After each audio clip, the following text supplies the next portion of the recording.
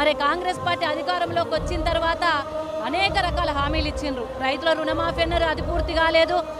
కనీసం రైతు భరోసా అన్నారు, అది కూడా చేయలేదు. మహాలక్ష్మి స్కీమ్ అని చెప్పేసి 2500 రూపాయలు మా అక్క చెల్లెలకు అన్నారు, అది కూడా చేయలేదు. 2000 పెన్షన్ 4000 అన్నారు, అది కూడా చేయలేదు. కనీసం బతుకమ్మ పండుగకు చీర సారే ఇస్తారనుకున్నాం, చీర సారే కూడా లేదు. కనీసం 2 బ్లౌజ్ పీసులు కూడా ఇయ్యని పరిస్థితి కనబడుతుంది. ఇక సంవత్సరానికి 2 చీరలు అన్నారు, 500 రూపాయలు అన్నారు, ఎస్హెచ్జి గ్రూపులకు ఇస్తామన్నారు, రేషన్ కార్డు ద్వారా ఇస్తామన్నారు. పండుగ అయిపోవస్తుంది కానీ ఇప్పటి వరకు కూడా వాళ్ళకు మా అక్క చెల్లెల చీర సారే యాదికి రావట్లేదు. గూడు చెదిరి గుండె వలిగిపోతున్నది. హైడ్రా తీసుకొచ్చిండ్రు, హైడ్రా తీసుకొచ్చి పేదోళ్ళ కడుపు పడుతున్నారు. పేదోళ్ళ రోడ్ల మీద పడ్డారు, వాళ్ళు ఇల్లు లేక నానా అవస్థలు పడుతున్నారు. ఇదెందుకమ్మా మీకు?